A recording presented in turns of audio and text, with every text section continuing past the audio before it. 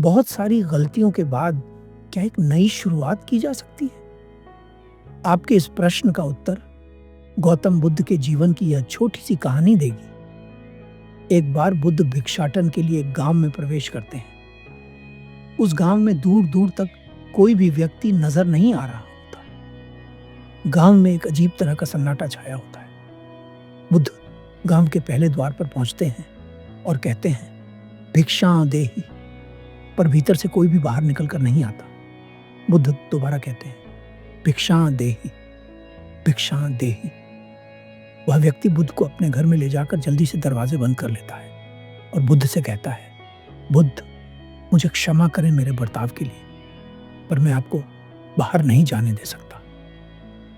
बुद्ध उस व्यक्ति से पूछते हैं, तुम इतने घबराए हुए क्यों हो? वह व्यक्ति कहता है, एक खतरनाक राक्षस को राज्य की सीमा पर देखा गया है और लोगों का यह कहना है कि वह हमारे गांव के पास वाले वन में प्रवेश कर चुका है और हमारे गांव की तरफ बढ़ रहा है। वह राक्षस बहुत खतरनाक है, उससे राजा के सैनिक भी डरते हैं। इसलिए गांव में इतना सन्नाटा छाया हुआ है। सभी लोग अपने खिड़की दरवाजे बंद कर अपने घरों में छिपे हुए हैं। बुद्ध, मैं आपसे विनती करता हूं, कृपा कर आप बाहर ना जाएं। बाहर आपके भी प्राणों को खतरा है। बुद्ध उस व्यक्ति से पूछते हैं, क्या वह राक्षस यह सब धन के लालच में करता है?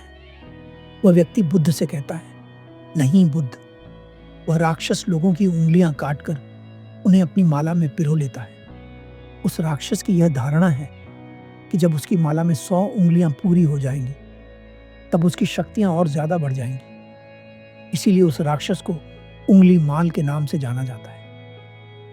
बुद्ध उस व्यक्ति से कहते हैं, आभार तुम्हारा जो तुमने मुझे उंगली माल के बारे में बताया। अब मुझे आज्ञा दो। बुद्ध की बात सुनकर वह व्यक्ति बुद्ध के पैर पकड़ लेता है और बुद्ध से कहता है, कृपा कर रुक जाएं। बुद्ध मुस्कुराते हैं और उस व्यक्ति से कहते हैं, भय के कारण रुक जाऊं, ऐसा मैंने कभी नहीं किया। और बुद्ध घर के बाहर निकल आते हैं और जंगल की ओर चल पड़ते हैं। चलते चलते बुद्ध जंगल के बीचों बीच पहुंच जाते हैं। बुद्ध अपने मार्ग पर आगे बढ़ रहे होते हैं। एकदम अचानक उंगलीमाल बुद्ध के सामने आता है। उंगलीमाल की आंखें लाल होती हैं और उसके बड़े बड़े बाल बिखरे हुए होते हैं। उसके गले में उंगलियों की माला होती है और हाथ में एक धारदार हथियार। उंगलीमाल बुद्ध से एक शब्द नहीं बोलता, बस बुद्ध के सामने खड़ा रहता है।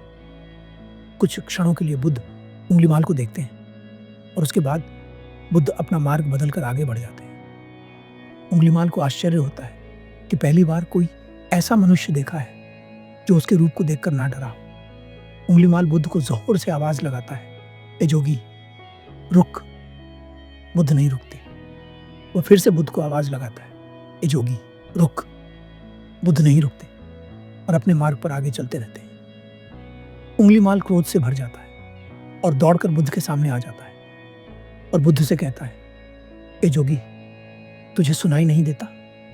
मैं कह रहा हूं रुक।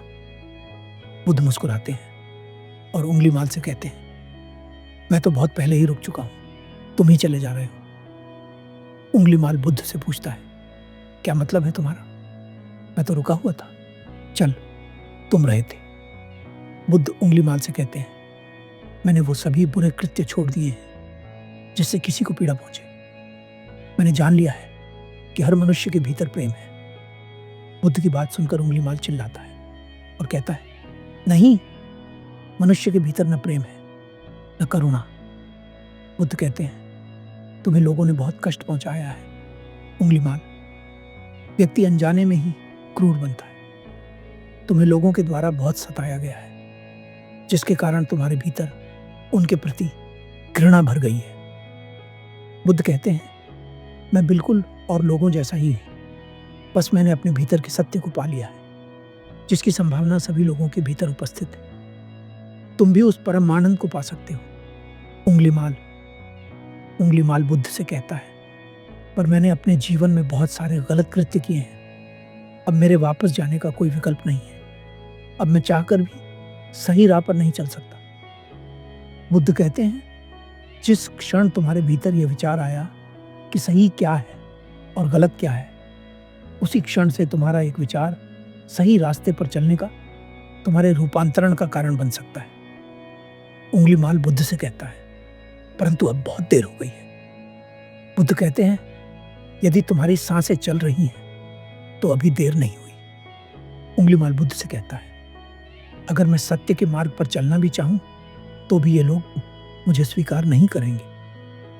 बुद्ध कहते हैं, यदि तुम सत्य के मार्ग पर चलना चाहते हो तो मैं तुम्हारा संरक्षण करूंगा। बस पहला कदम तुम्हें ही उठाना होगा। और रोते हुए हाथ जोड़कर उंगलीमाल बुद्ध से कहता है, बुद्ध, आपने मेरे मन का एक बहुत बड़ा बोझ उतार दिया। मैं आज तक सभी गलत कृत्य इसलिए करता रहा क्योंकि मैं सोचता था कि मैं अपने जीवन में सही मार्ग पर चल ही नहीं सकता। पर आज आपके मार्गदर्शन ने मुझे दिशा दिखाई है और उस दिन से उंगलीमाल का जीवन बदल जाता है। लोग सोचते हैं कि उन्होंने बहुत सारे गलत काम किए हैं, अब उन गलत कामों को सुधारने का कोई विकल्प नहीं है। पर बुद्ध कहते हैं, चाहे तुमने अब तक कितना भी गलत क्यों ना किया हो, अगर तुम एक सही विचार लेकर पहला कदम उठाते हो तो वही पहला कदम तुम्हारे रूपांतरण का आरंभ बन सकता है। पर सबसे जरूरी बात यह है कि क्या तुम पहला कदम उठाने को तैयार हो। धन्यवाद।